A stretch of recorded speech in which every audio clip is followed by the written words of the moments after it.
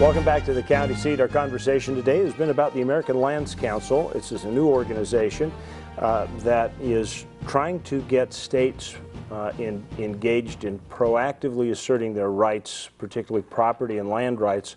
So far we've covered that this is primarily built from the ground up, county and state level people. But Ken, you know, somebody would listen to what we talked about in this constitutional issue of states' rights versus, you know, federal rights, and they would look at this and say, okay, this looks like some kind of right-wing,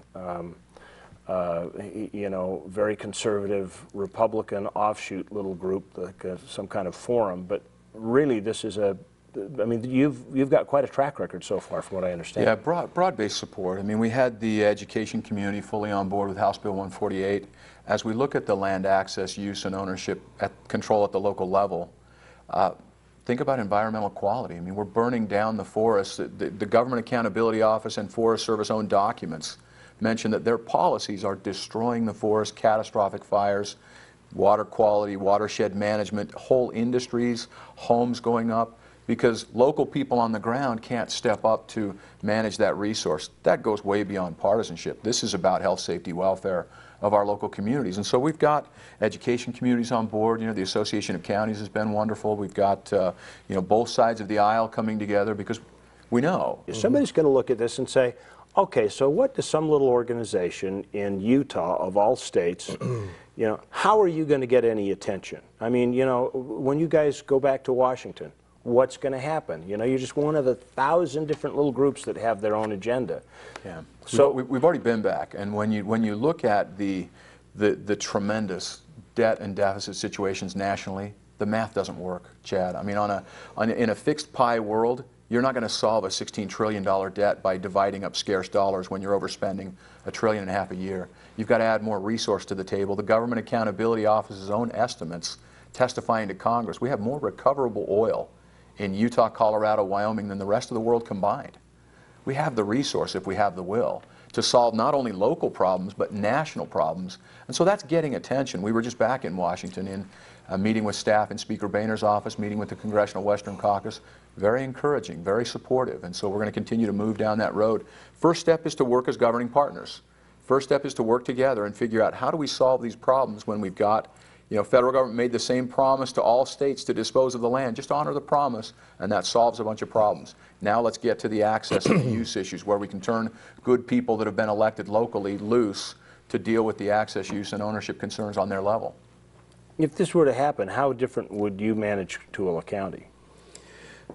We'd have to go at it really slow. Tooele County is arid, dry county, and would have to make sure that the things that were in place stayed in place, and would have to move at it very methodically, because the ecosystem is so fragile anyway that we couldn't afford to make mistakes. I think that's a lot of people who oppose movements that talk about, particularly House Bill 148. A lot of the chatter I heard about that bill was, oh, the state's going to get a hold of it, and the legislature's going to get greedy, and they're just going to sell off all the land and destroy the landscape. But you, as a local land or governing agency, says you're going to be very careful with it. Would absolutely have to be for conservation reasons. Would have to be careful with it. Well, we still want to find out a little bit more about the organization, so we've only got a few seconds. We will come back, and when we return, we will find out about how you or your organization, or if you are an elected representative, can become involved or find out more information about the American Lands Council. We'll be back with the county seat in just a minute. There's no need to travel far to find that perfect family adventure. August 11th, there's the big demolition derby that wraps up our county fair. Juab County. It'll change your family forever. Have you ever wanted to go on a vacation to Mars? What about a visit to the Old West? Impossible, right? Well, forget what you think is real. In southern Utah's Kane County, other worlds are just an ATV ride away. The Old West lives on in every sunset. From the downtown streets of Little Hollywood to the vistas that have inspired the world.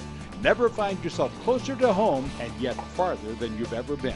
Southern Utah's Kane County, where anywhere is possible. Along Interstate 70 and Highway 89 is an area that is rich with high mountain peaks, vast forests, lakes, streams, historical sites, and a climate that is perfect for outdoor adventures, no matter what the season. Whether you visit Sevier County to catch one of the many celebrations, experience a country-style county fair, or be part of various concerts, sports, or equestrian events, you will be greeted by local residents with a smile and a welcoming hand. In the center of it all, Sevier County.